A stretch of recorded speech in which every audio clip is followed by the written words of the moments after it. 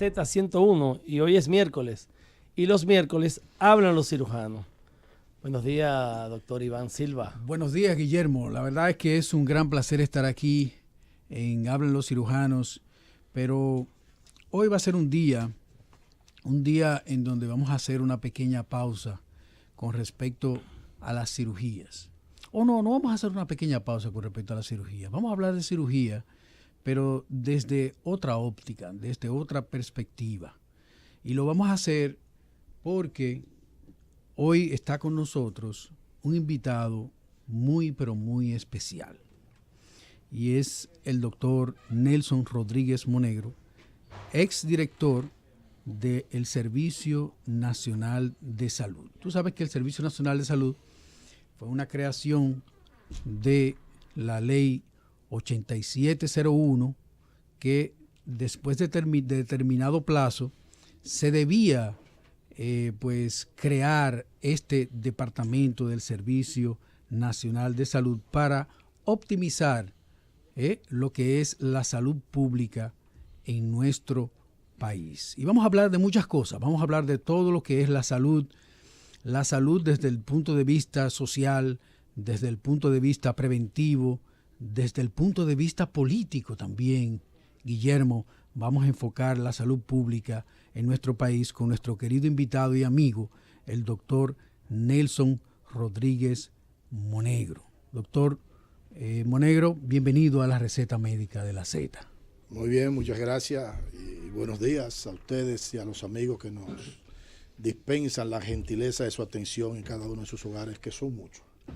Nelson, vamos a empezar esta entrevista, esta conversación contigo, pues con un titular que está en el periódico hoy miércoles 19 de septiembre. Y el titular me llama mucho la atención y yo sé que va ligado íntimamente al ejercicio que tuviste pues en lo que es el sistema de salud pública de nuestro país. Y es un titular que dice: salud preventiva evitaría muchos dolores de cabeza. Es decir, la salud preventiva. ¿Qué significa eso, doctor Rodríguez Monegro? ¿Qué tan beneficiosa podría ser la salud preventiva para la población? Bien, eso realmente deriva del sistema de salud actual que nosotros tenemos en la República Dominicana, que es un sistema que está centrado en curar enfermos.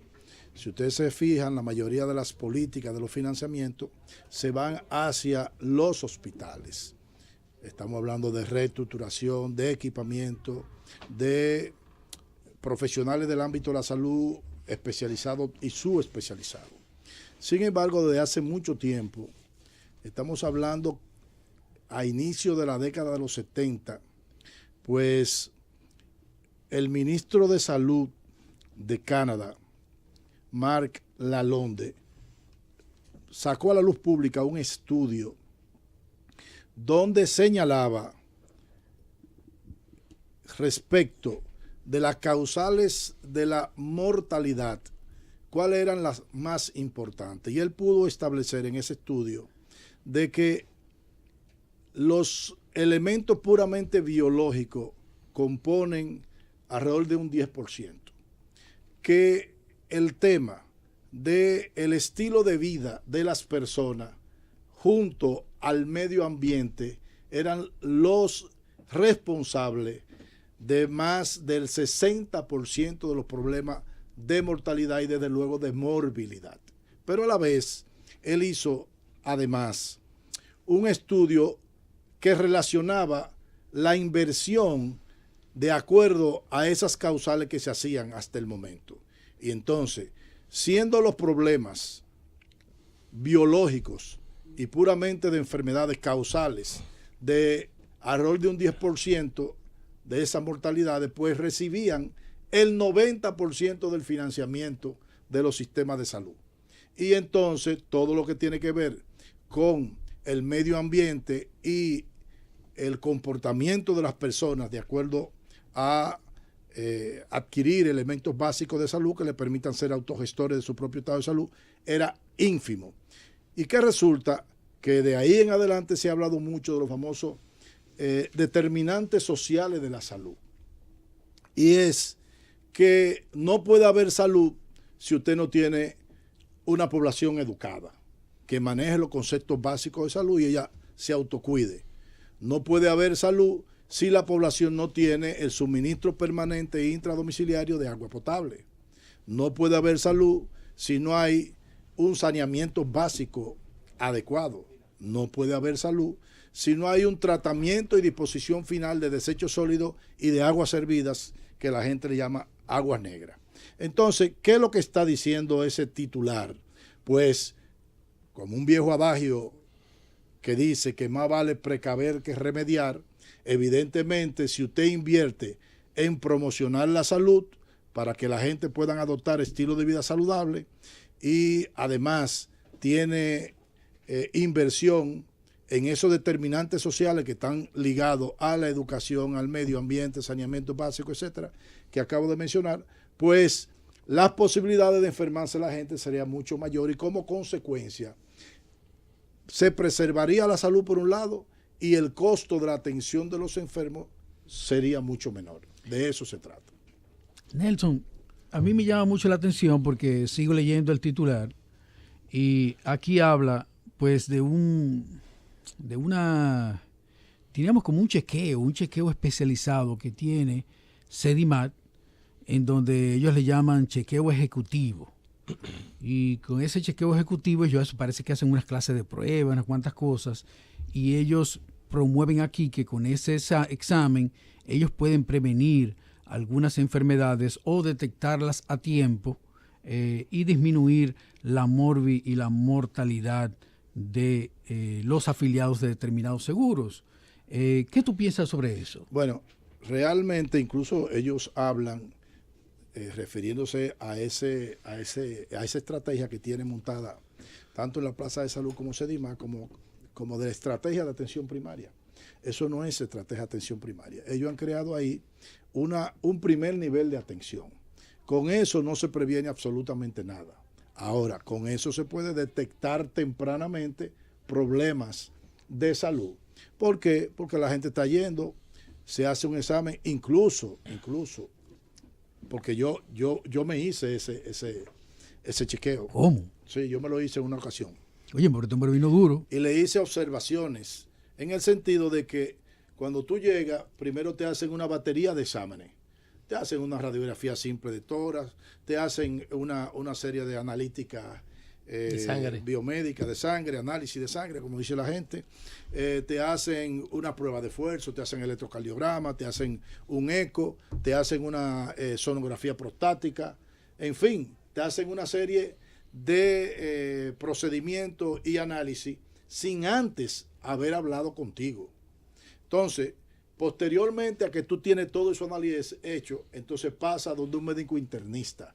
Entonces, ¿qué resulta? Óyeme, esa no es una medicina preventiva. No preventiva, sino lógica y racional. Es una medicina mediocre, pero totalmente mediocre. Pero privada, eso se paga. Pero ve acá, y pero cuesta un dineral. O sea, es un dineral. Tanto ahí como empresa de salud, en los dos yo me lo he hecho. Ese examen ejecutivo, yo tengo desde hace 12 años haciéndomelo es una aberración de la medicina. Se llama ese examen ejecutivo porque se supone que, tal y como dice el doctor Nelson Rodríguez Monegro, lo primero que tú tienes que hacer es una buena historia clínica. Una anamnesis médica. Para tú dirigir entonces hacia dónde vas, de exámenes tú tienes que realizar a la determinada persona. Entonces, ¿esto es una aberración médica o es un negocio? Una de las dos cosas. Pero la verdad es que es una gran mentira de la medicina. Entonces, ¿qué es lo primero? Nosotros conocemos que lo primero que hay que hacer es un historial clínico y preguntarle aún la persona no se sintiese nada y va a un chequeo médico.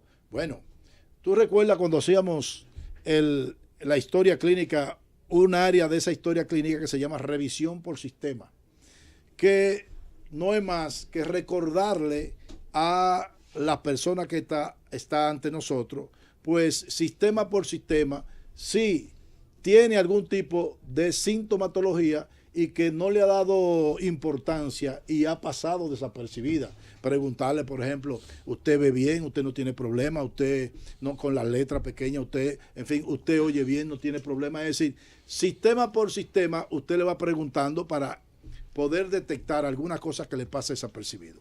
Pero posteriormente a eso, entonces viene un examen físico minucioso. Y como consecuencia de esa anamnesis, de esa historia clínica y de ese examen físico, entonces yo como médico priorizo cuáles son las cosas importantes que debo hacerle. Por ejemplo, cuando yo fui, a mí me hicieron una sonografía prostática, pero resulta que ¿Y para qué? Porque está dentro del combo. ¿Y tú te la dejaste para hacer? denigrarlo. Pero tú te la dejaste No, hacer. yo me la hice. No, porque hombre, no quería, debiste haberte dejado hacer pero esa vaina. Lo bueno es, porque eso no tiene ninguna ¿Y importancia. no se le quieres hacer? Y una persona después de los 50 años. Yo nada más por eso no me lo hago el Pero examen. está bien, debe Va hacerlo. y le gusta. Ahora, es un problema que él tiene. Entonces, todo hombre después de 50 años, pues viene a hacerse tacto rectal, igual. Ustedes conocen eso. Bueno, pero resulta, y viene a ser, que yo me había operado de la próstata. Y te encontraron una próstata. No. Dilo.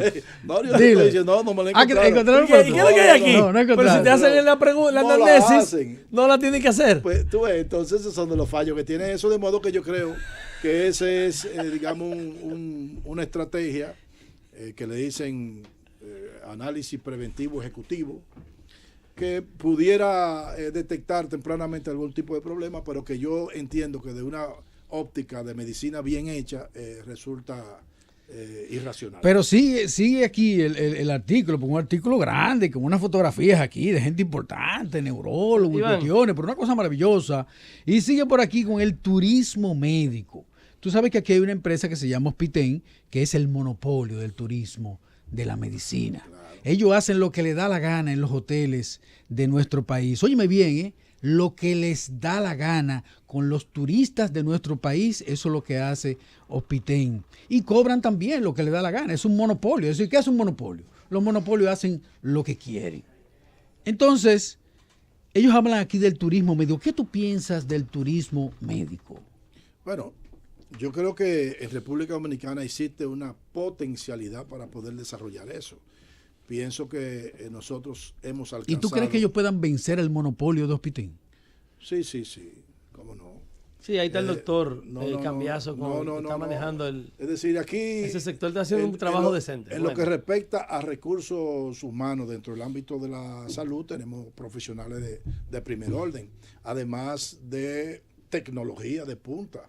Yo creo que aquí están dadas las condiciones también desde el punto de vista, a pesar de que nosotros nos quejamos de los costos de la atención especializada y muy especializada, pero cuando lo comparamos con los costos fuera de nuestro país, es un atractivo para gente venir a República Dominicana a realizarse algún tipo de procedimiento o tratamiento. Yo creo que existe una potencialidad en esos centros de salud que hoy en día tenemos, pero evidentemente que, como todo, falta el tema de las regulaciones, el tema de protocolos, en fin. Es decir, cómo nosotros podemos vender al país como un destino de salud que combine el turismo con la salud, pero que no, digamos, maltrate al país como marca país en el hecho de que por falta de regulaciones, de protocolos de atención, etcétera, nosotros posteriormente nos desacreditemos con ese tipo de temas, tal y como tenemos con el tema de la cirugía plástica, que hay mucha tela por donde cortar en ese sentido.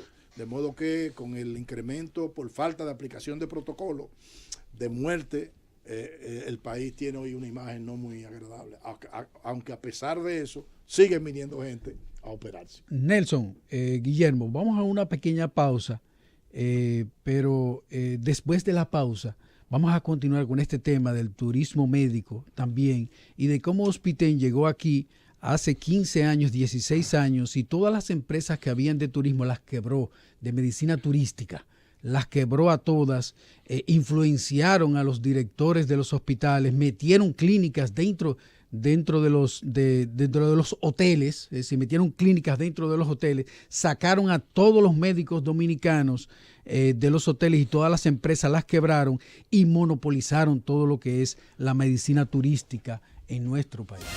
Señores, continuamos con la receta médica de la CETI. Vamos a seguir conversando aquí con el doctor Nelson Rodríguez Monegro, exdirector del Servicio Nacional de Salud de nuestro país. Iván, dame un chance con el doctor Rodríguez Monegro. Para mí es un honor conocerle, ya que he escuchado tanto hablar de él.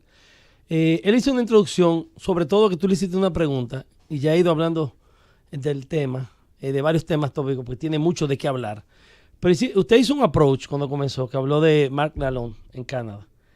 Y básicamente en los años 70, estamos hablando 40, 50 años atrás. Y según lo que yo tengo entendido, nosotros tenemos 40 o quizás más años atrasados que Canadá en este momento. Eso fue lo que usted quiso decir, de que en aquella época focalizaban en el 10% que era los elementos biológicos. Sí. El 90% del capital. Y del 60%, que era lo más importante, dedicaban a una minoría. ¿Quiere decir que eso lo está sucediendo en nuestro país en este momento? Desde luego. Es decir, nosotros no tenemos 60 estrategia de atención primaria. Fíjate que posterior a eso es que surge aquel lema de la Organización Mundial de la Salud, de salud para todos en el año 2000. Y se lanza en Alma Ata aquella estrategia de atención primaria en el 1978, si mal no recuerdo, en Rusia. Entonces, de ahí, ustedes recordarán que en el 78, en el primer gobierno del PRD, con don Antonio, que era a la sazón ministro Rodríguez Soldevila, se comenzaron a hacer clínicas rurales. Tremendo ministro de Salud Pública, Soldevila, ¿eh? Tremendo ministro. Entonces, esas, ¿cómo se llama? Clínicas rurales fueron una expresión del tratar de llevarle salud a áreas, digamos, remotas, áreas vulnerables, como era este país era eminentemente rural en ese tiempo, y entonces la mayor parte de la población vivía ahí. Bueno, se hizo un gran trabajo con respecto a eso. Posteriormente se hizo un cuestionamiento de ese tipo de estrategia de atención primaria, porque utilizaba incluso recursos que no eran propiamente recursos del sector, sino que se adiestraban a gente para hacer determinado tipo de procedimiento. Además de eso, estaba esa atención centrada en lo materno-infantil, es decir, que todo la otra área de la atención sanitaria pues se dejaba de lado. Eso trajo como consecuencia que eso tuvo sus dificultades, y entonces viene en la década del 2000, ahora en el 2005, si mal no recuerdo, pues se aprobó por los países que forman parte de la Organización Mundial de la Salud, lo que se llama la atención primaria renovada.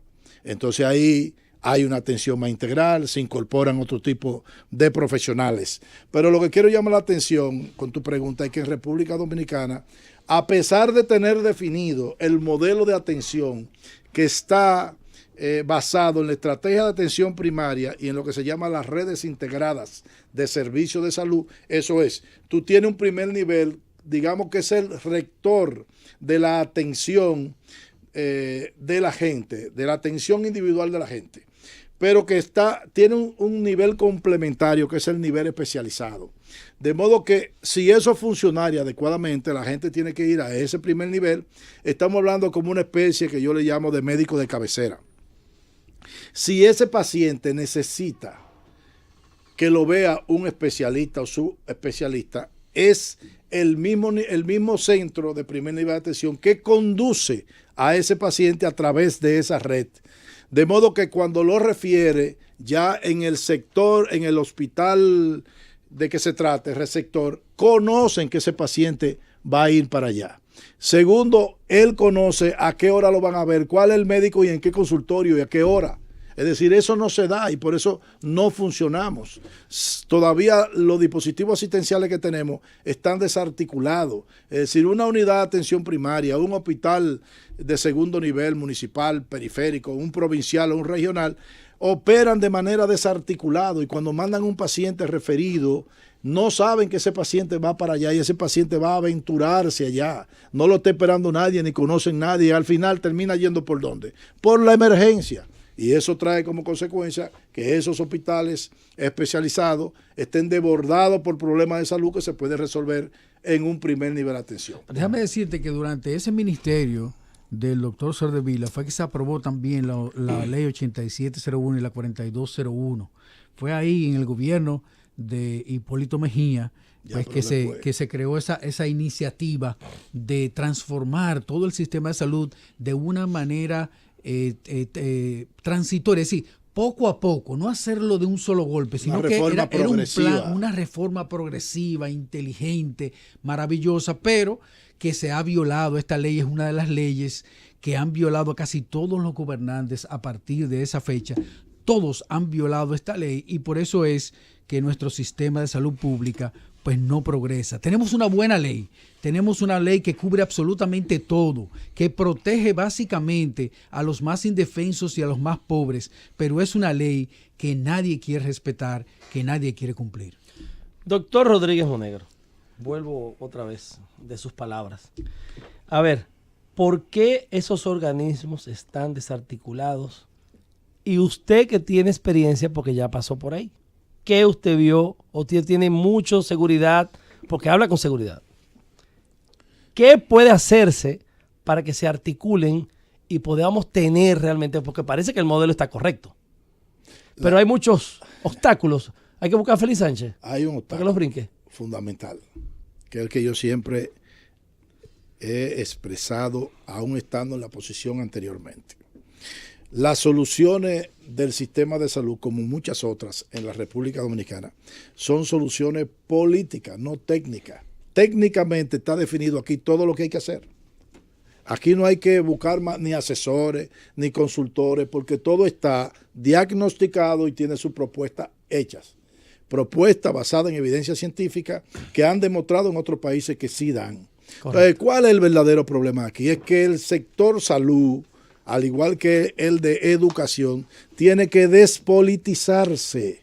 Es decir, no puede medrar la política partidaria en esos sistemas, porque evidentemente como consecuencia de un sistema que yo le llamo sistema político partidario electoral, cimentado en el clientelismo, no existe la meritocracia y lo que ocupan las posiciones, la más de las veces, son los compañeritos que tienen mérito del punto de vista. Espera, cuidado si tú estás equivocado. Entonces tú quieres decir que ese programa de ayudar, detectar el cáncer que tiene la vicepresidenta de la República, ese programa que tiene para ayudar a las personas más necesitadas con sus problemas de salud, pues la primera dama también, y el Ministerio de Obras Públicas que tiene también un programa de atención en los barrios y en los lugares más recónditos, ese es parte del problema. Eso es parte del problema porque es una expresión de falta de institucionalidad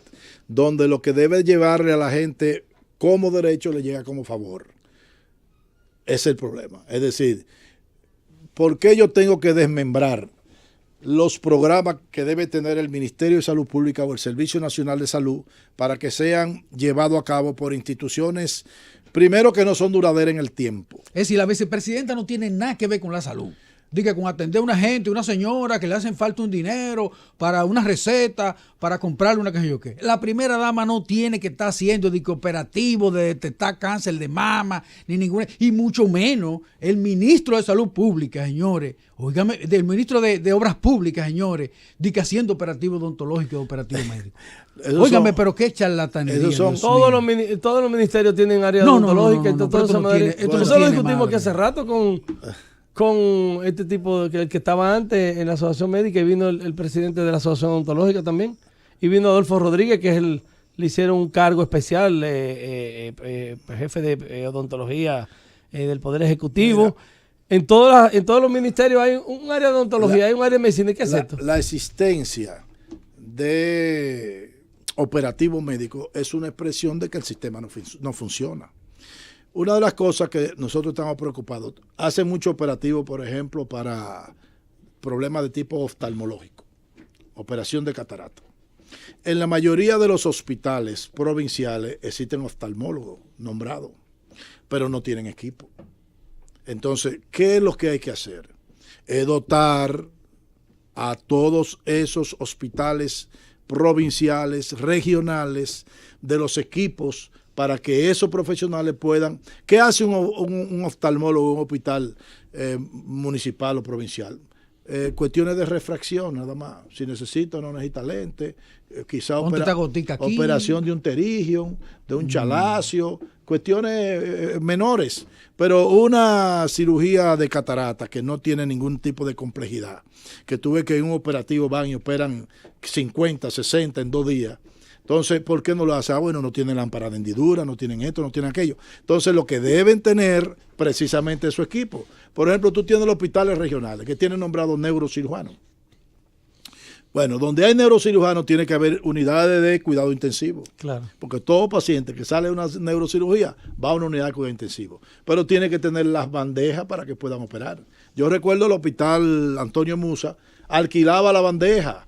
Aquí se a un neurocirujano yo una vez fui, a 30,000 pesos la bandeja alquilada. Yo una vez fui al Antonio Musa a dar una conferencia y los médicos residentes del Antonio Musa no tenían jabón para lavarse las manos y tampoco había agua ahí en ese hospital. Mira, cuando tú ves... Óyeme, qué cosa más terrible. Pero Iván, cuando tú ves ese tipo... que la canción Juan Luis Guerra hace 20 años, 30 años. No, pero cuando tú ves ese tipo de no cosas... me volvieron a invitar más. Ok, eso está... Pero eso está directamente relacionado con la deficiencia gerencial en el nivel local. Yo fui director de hospital y a mí nadie puede venirme de eso porque yo fui director. Y yo te aseguro que cuando yo fui director eso no faltaba. Porque es que a menos que no sea una persona que no conozca, digamos, la dinámica cotidiana, diaria, yo me juntaba con todos los jefes de los servicios. Yo me veía como un facilitador de ellos. Entonces, me juntaba con el servicio de ginecotetricia, vamos a ver. ¿Cuáles son los problemas que tenemos aquí? Alta tasa de cesárea, que el tema de aborto, procedimientos, sí. ¿Qué le hace falta a usted de aquí? Pues nosotros necesitamos hilo tal. Yo recuerdo en esos tiempos que estaba de moda el Vicril, ese tipo de... No, a mí, el cirujano con parones, a mí para operar yo necesito Vicril, no me recuerdo cuál es el otro hilo. Digo, yo no pidan lo que quieran. Pidan lo que quieran. Claro. Por ejemplo, yo llevé ese hospital de 500 cirugías, estoy hablando del Hospital Provincial Dr. Toribio Bencosme de Moca, de 500 cirugías que hacía al año, 500 cirugías al año, a 2.500 con el mismo presupuesto. No me digas. Entonces sí se pueden hacer las cosas. En un hospital no tiene por qué faltar de detergente. Cuando usted llega a un hospital y usted encuentra mancha de sangre en una pared, en una emergencia, ahí no hay nadie que le está dando seguimiento a eso. Lleno de mosquitos, inclusive hasta culebras. Bueno, porque ahora vi por parte del director del Servicio Nacional de Salud que está haciendo una labor muy importante, que es la descacharrización de los hospitales. Descacharrización. ¿Qué significa eso? Muchísimos equipos ya que no tienen ningún tipo de uso se van acumulando, cama vieja, en los patios de los hospitales. Pero eso se convierte en criadero de mosquitos. ¿Ustedes no se recuerdan que en el hospital Robert Reed se dio una epidemia entre médicos de Zika? ¿Cómo? Claro, y cuando buscaron, había una cisterna que no tenía tapa. Y eso se convirtió en un criadero de mosquitos. Entonces, llevaban los pacientes enfermos de Zika, los mosquitos de ahí se contaminaban con los pacientes y después esos mosquitos contaminaban a la enfermera y a los médicos, los residentes. Entonces, tú me vas a decir a mí que tiene que ir el director del Servicio Nacional de Salud o el ministro de Salud para resolver ese problema. Entonces, usted pregunta en qué estaba la dirección de ese hospital. Bueno, mira, doctor, usted ha calentado a la pista de una manera que... Cundo, ¿qué tú crees si hacemos una pausa? Y continuamos con su programa, La Receta Médica de la Z101, su programa intermedio fuera, botando el estrés. Y para hacer una pausa con el doctor Rodríguez Monegro, tenemos por aquí también a la señorita Hitlaf Espinal, del grupo RIT. Así es. Tienen un producto que se llama Medicard, Cúrate en Salud. Buenos días, señora. Hola, muy buenos Espinal. días. Gracias, dándole las gracias por la oportunidad en el espacio. Soy representante, como bien dijiste, de Grupo RIT. Venimos a hablar de Medicard, la novedosa solución de servicios de salud creada por la empresa Grupo RIT con mucho amor para esa población que hasta el momento ha sido hasta cierto punto descuidada por los métodos tradicionales de aseguramiento, aquellas personas que no están en una nómina, trabajadores informales, que necesitan una alternativa para poder salvaguardar su salud. Nosotros contamos con 3 líneas. Tenemos la línea verde, línea roja y línea azul, cada una con un nivel de servicio diferente, obviamente, porque tienen diferentes costos. Tenemos ventajas competitivas en el mercado, precio asequible es lo más importante. También es que tenemos una red de distribución bastante amplia a través de aliados importantes como Leisa y Disashop para la venta del producto, la venta y la distribución. Es un producto que se adquiere sin ningún tipo de papeleo, sin requisitos. No hay limitante en cuanto a la edad para incluirse o entrar en el seguro, la solución de servicios de salud. Y sobre todo, que salvaguarda la salud de las personas porque estamos enfocados en el modelo preventivo. Nosotros lo que queremos es ayudar a la población, conectando con lo que hablaba el doctor Moreno anteriormente, sí, Monegro, que la persona no vayan a nosotros ya con la enfermedad, sino que a través de nuestros puntos se pueda llevar un control de los pacientes y obviamente darle su seguimiento. Muy bien, entonces tenemos aquí que tienes 3 niveles de Medicarte. Es una tarjeta. Es una tarjeta de servicios de salud, sí, correcto. O sea, de menor cobertura a mayor cobertura. Sí, la línea verde cuesta 375 pesos, son pagos mensuales. 375 pesos mensuales, la línea roja cuesta 500 pesos y la línea azul 625 pesos. O sea que la azul viene siendo como una platino. Puede decirse que sí, es la que tiene mayor cobertura. Y a ver, una preguntita rápido, porque parece que se entiende bastante bien, pero me inquieta el tema que no hay limitantes con la edad. Si hay limitantes con la edad en el otro sector, significa porque el paciente con edad se gasta más. Sí, obviamente. O sea que estamos descubriendo, estamos teniendo en el país una panacea para resolver los problemas que no están con los demás coberturas que tienen el Servicio Nacional de Salud y el sector privado en este momento. Sí, realmente es un nicho que, como dije al inicio, está descuidado, abandonado, y el producto viene a dar una solución a esa problemática. Realmente la idea de Grupo RIT, como ya te mencioné, es el modelo preventivo. Nosotros tratamos a través de Punto Médico, que es un centro de atención primaria, y como tal se maneja con los protocolos de un centro de atención primaria. No es un simple dispensario, es un centro de atención primaria, y por lo tanto llena la historia clínica del cliente y le da su seguimiento. Mira, me parece muy interesante, sobre todo este Grupo RIT. Yo conozco a quien está detrás de todo esto, una persona que está muy bien ubicada en el área de la salud desde hace muchos años. Sí.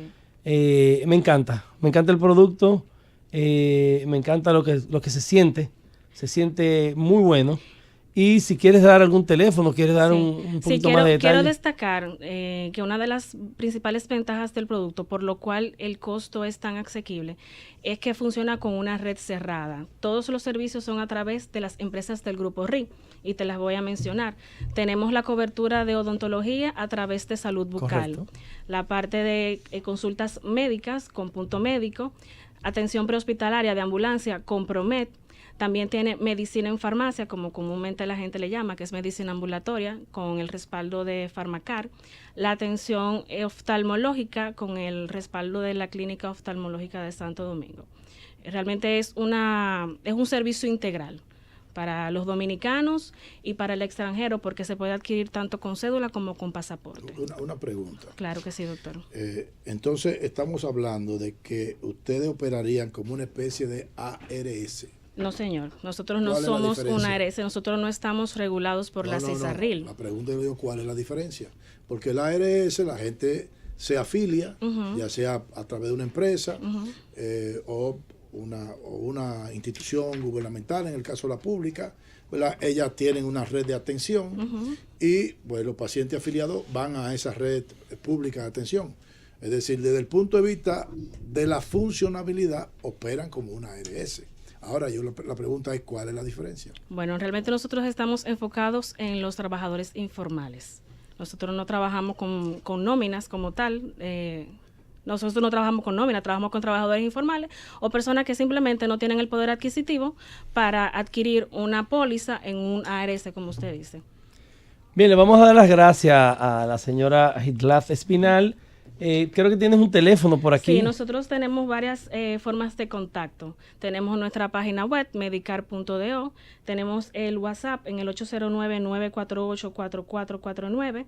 Y también tenemos un app que está disponible en Google Play, por donde pueden obtener mayor información del producto. También pueden hacer la compra y la recarga del producto por esa vía también. Bien, pues vamos a repetir en el teléfono WhatsApp 809-948. 4449, nuestra página web medicar.do y el app. Muchas gracias por venir a la ustedes, receta médica. Esta es su ustedes casa. por la invitación. Muchísimas gracias. Continuamos aquí con el doctor Rodríguez Monegro, Nelson. que tenía una caterva de preguntas para estas personas, pero no nos salgamos de lo que estamos, doctor, por favor. Nelson, mira, aquí yo veo que Sedimar también es un hospital de enseñanza, también hay una residencia médica ahí. Y a mí me gustaría hacer una pregunta al doctor Jorge Marte, el director médico de Sedimar, y es por qué ellos hacen el examen ejecutivo antes de hacer una historia clínica y antes de que un médico vea al paciente. ¿Por qué tienen que hacer esa exageración de exámenes radiológicos, de ecografía, de sangre a una persona que verdaderamente no lo necesita? Pero también veo aquí en este artículo... hacerte una aclaración. Ajá. Cuando yo me lo hice en la Plaza de la Salud. Pero entiendo que es el mismo. Es la misma cuestión. No te pongas así, Nelson, No, tranquilo. porque me gusta ser específico. Para que tú quieres ser justo, Claro. Nelson, es justo. Y también veo aquí a los neurólogos. Los neurólogos aquí tomaron, parece, un papel muy preponderante con respecto a este artículo. Y a mí me gustaría, Nelson, aquí, yéndonos ya a la parte de neurología, yo sé que las personas que sufren enfermedades neurológicas, tanto psiquiátricas como degenerativas, no curables en nuestro país y que tienen bajos recursos, son muertos vivientes. El sistema no ayuda a esta gente.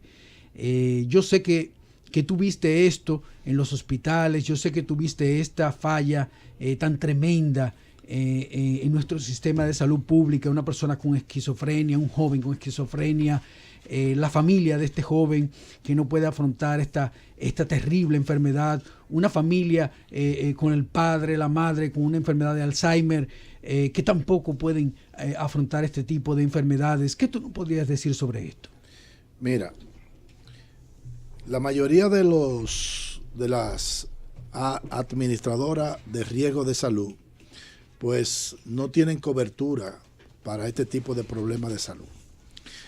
Cuando uno revisa en algunos países, por ejemplo, en Uruguay existe un fondo público para abordar el financiamiento de los problemas de salud de alto costo.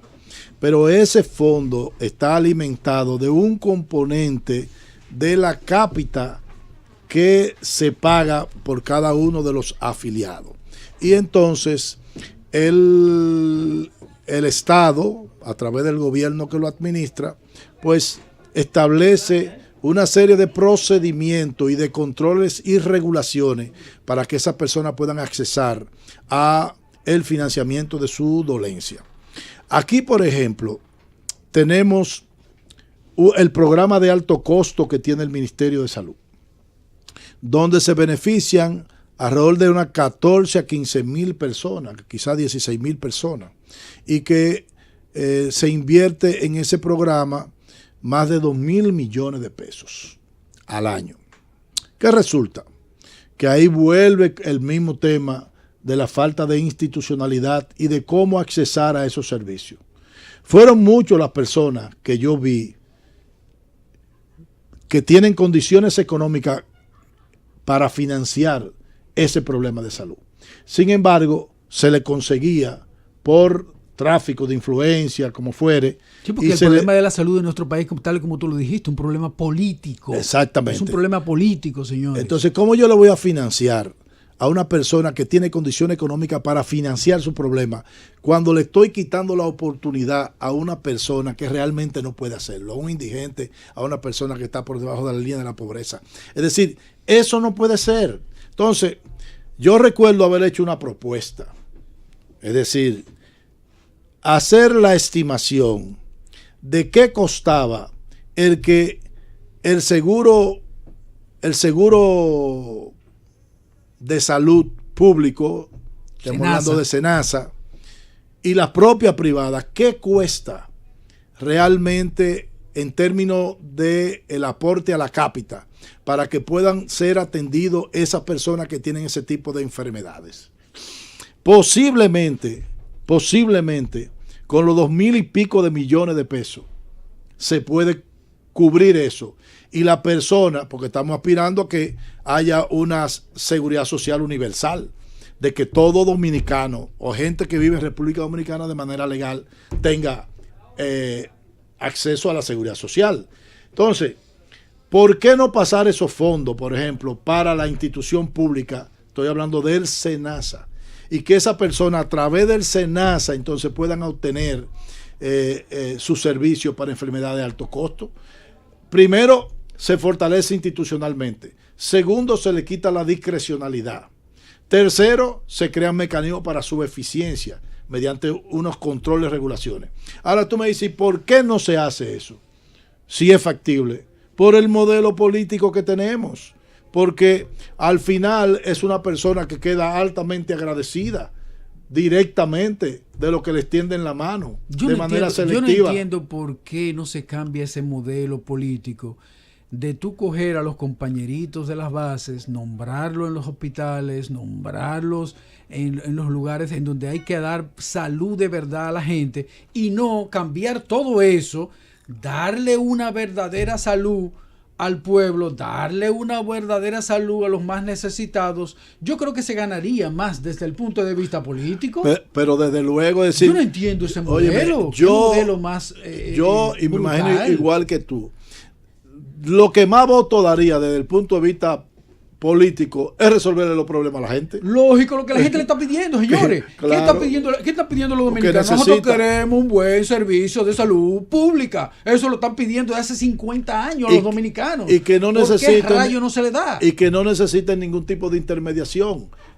Es decir, los hospitales, las más de las veces están en capacidad de resolver los problemas de salud. Claro. Una evidencia es cuando... Mira, antes de que usted empiece a hablar de los hospitales, yo quiero, Nelson, coger este momento precisamente para decirte personalmente de que yo, antes de conocerte, ya te tenía una gran admiración. Yo estuve andando por ahí, por el área de Moca y eso, y yo escuché de ti, sin haberte conocido, escuché de la labor que tú estabas haciendo como director en ese hospital público de Moca. ¿Cómo se llama el hospital? Doctor Toribio Bencosme. Doctor Toribio Bencosme. Y me hablaron de ti, y me dijeron cosas tan interesantes. Eso mismo que tú estás diciendo hoy aquí, ¿eh? Este hombre que está sentado aquí con nosotros, eso que él está diciendo, ya él lo practicó, ya él lo hizo, señores. Esto no es que este hombre se está inventando esto y de que vamos a hacerlo mañana y que no, es que este hombre ya hizo eso en un hospital, es que este hombre ya hizo eso en el Servicio Nacional de Salud, que lamentablemente le queda grande. Para mí es una cosa personal, le queda grande a nuestro amigo Chanel. El Servicio Nacional de Salud le queda grande a nuestro amigo Chanel. Tenía que ser una gente como Nelson Rodríguez Monegro para poder despolitizar el servicio de salud pública de nuestro país. Bueno, yo creo que si él recibe el apoyo que debe recibir desde el punto de vista de decisión política, él perfectamente puede hacer un gran trabajo ahí porque él conoce el sistema. Bueno, pero en definitiva, nosotros conocemos internamente lo que sucede. Yo creo, lo que te decía con respecto a los hospitales, tú te fijas algo. Por ejemplo, los directores actuales son muy eficientes solucionando problemas que, por ejemplo, medios de comunicación resaltan. Si aquí a una gente viene aquí, tanto en la sección que tiene mi amigo Domingo Páez, Sí. o ustedes, o llama una gente, Sí. y ustedes le hacen un llamado a fulano de tal, director del hospital, que le vamos a mandar a esta persona, óigame, en cuestiones de horas está resuelto el problema. Sí. Pero hay capacidad resolutiva. Pero claro. Pero eso no lo puede hacer el de a pie, el que no tiene un padrino. Sí. Ese va al hospital y va a mal pasar por 10,000 cosas que ocurren ahí. Entonces lo que tenemos que trabajar es para que cualquier ciudadano, no importa su estatus social, socioeconómico, pueda accesar a un hospital o un centro de atención y que se le dé la atención debida inmediatamente, sin que medie un intermediario, porque ese es el problema. Que necesita que llame fulano, que necesite que consígueme una cama. No, señor, no puede obrar de esa manera. Es que eso es lo que hay que cambiar aquí. Que aquí todo queda como si fuera un favor, porque quieren sacar beneficio político partidario de ese tipo de labor. Y personal también. Pero Nelson, óyeme, y personal, porque entonces viene el diputado o viene el senador de la provincia, llama al director del hospital, pero ya eso se le pega a él desde el punto de vista político. Entonces, mira, fulano fue, llamó, y fulano me resolvió, pero en Cejito resuelve. Eso es el clásico, esa es la política. claro, es decir, la labor de nuestros legisladores, y yo fui diputado también. ¿Tú fuiste diputado? Sí. Oye, la labor, es verdad que le dicen el gallinero, eso ahí, a la Cámara de Diputados. yo creo que el gallinero. yo fui diputado del 2002 a 2006. Ajá. Duré 4 años ahí. Bueno, la verdad es que la labor fundamental de un diputado son hacer gestiones de ese tipo. Es decir, búscate la mayoría de los legisladores y busca cuál es el trabajo desde el punto de vista legislativo que tienen.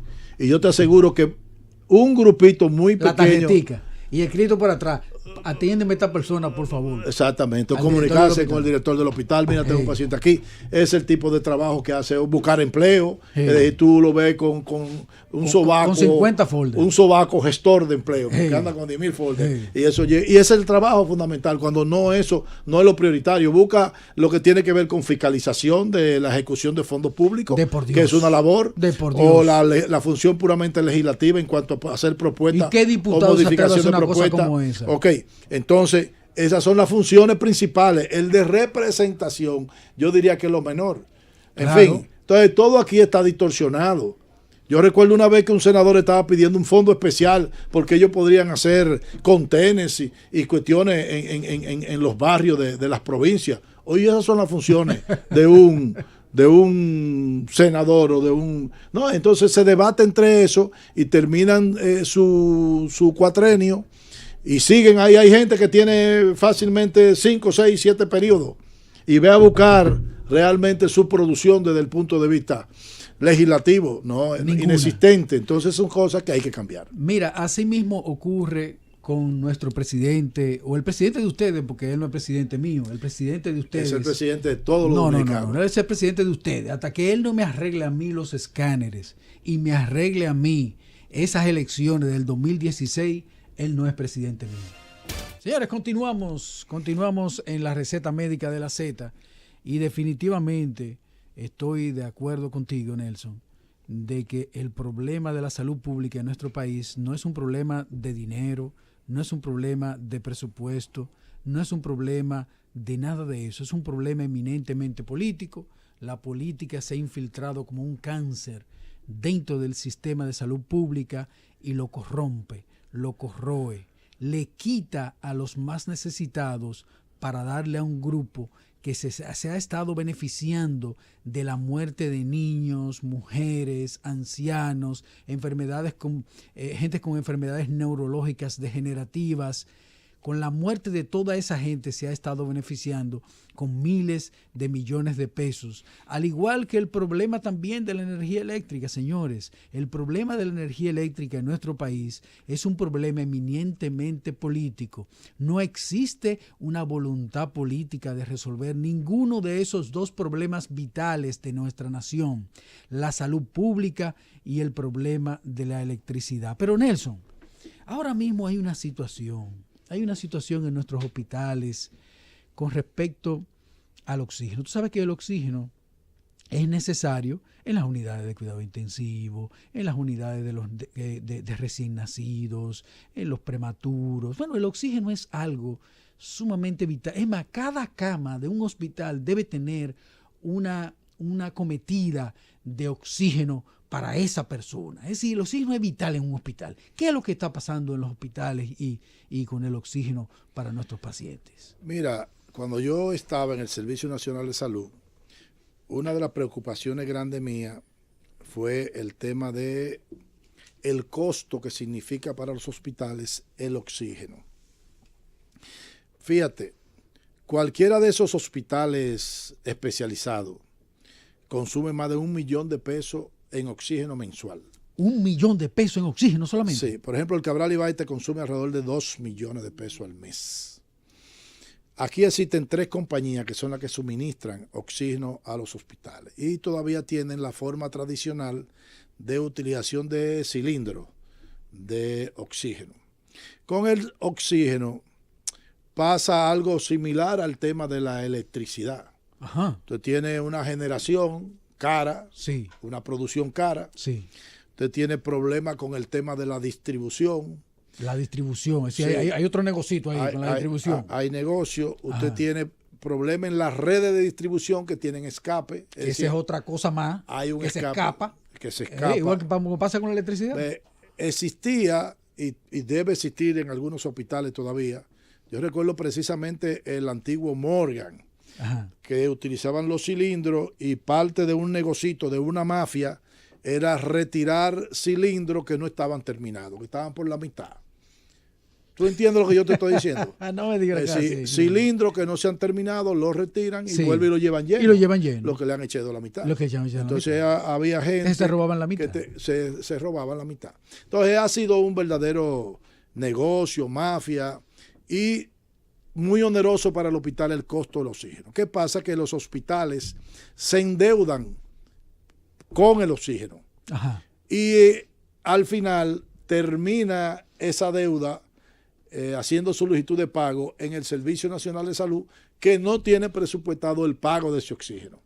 Yo recuerdo que tú pagabas 30 millones. Es decir, el hospital consume Sí. 2 millones mensuales de oxígeno, no lo paga los 2 millones mensuales de oxígeno, pasan 6 meses, pasa un año, entonces va a deber alrededor de 24 millones de pesos. Esa deuda viene y se la pasa al Servicio Nacional de Salud, que no tiene presupuesto que no para tiene eso. presupuesto para eso. Pero entonces ahí hay que hacer, como dicen, de tripa corazón, buscar el dinero, porque aunque la más de las veces no sale a la luz pública, sí hay una presión por parte de esas compañías. Claro, porque entonces no le dan el oxígeno. De suspender el oxígeno. Lógico. ¿Tú te imaginas? Y si le suspenden el oxígeno al hospital, se muere la gente. Por eso es muerte. Ajá. Y entonces, muchas veces, pues uno también lo intimida con eso y dice, bueno, pues usted es causante de...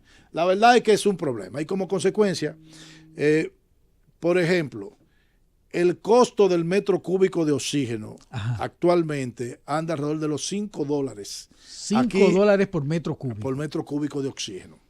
Que resulta que, como me preocupaba eso, tuve la oportunidad de ir a Uruguay. Entiendo. Y ver los hospitales que tienen su propia planta de oxígeno. Existen cada hospital podría tener una planta de oxígeno.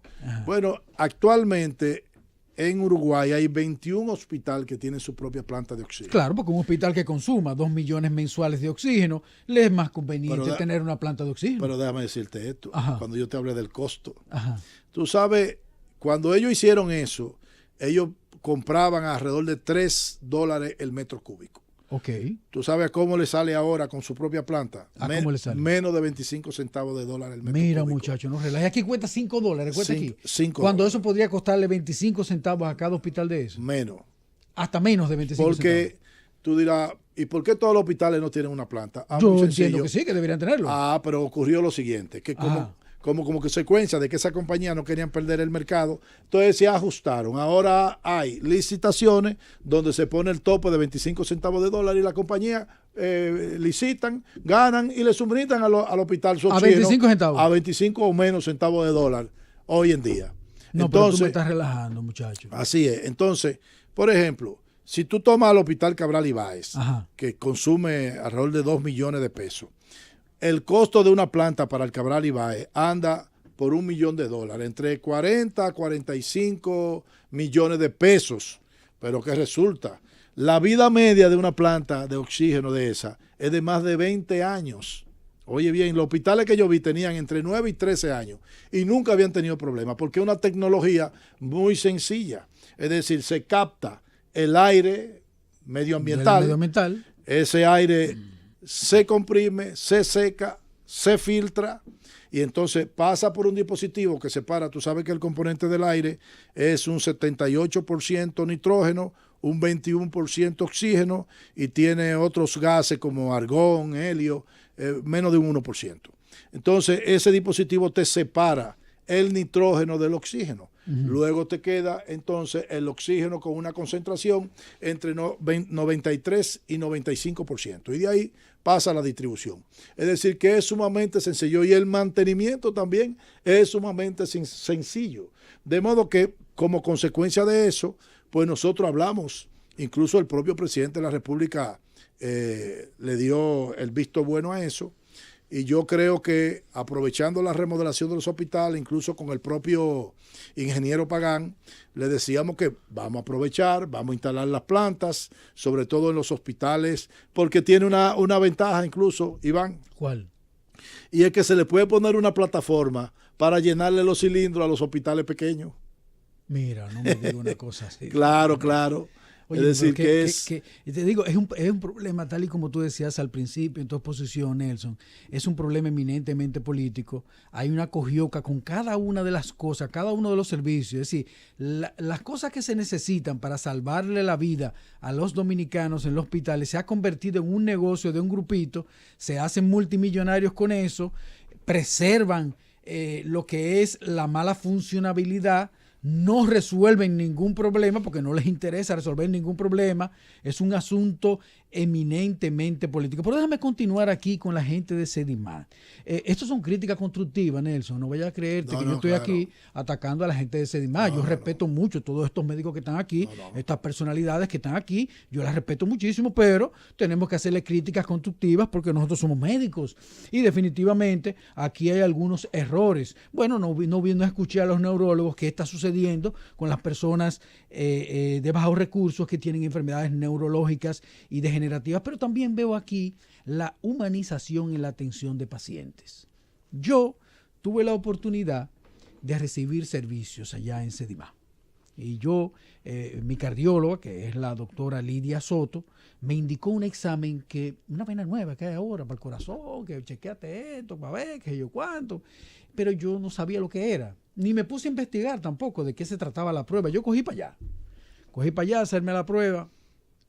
Y la verdad es que yo me sentí, tú sabes que nosotros como estamos tan acostumbrados a ser médicos, se nos hace un poquito difícil y es un poquito cuesta arriba ser pacientes.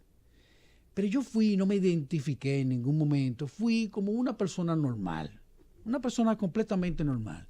Y la verdad es que yo no sentí esta humanización en la atención de los pacientes, yo no la sentí.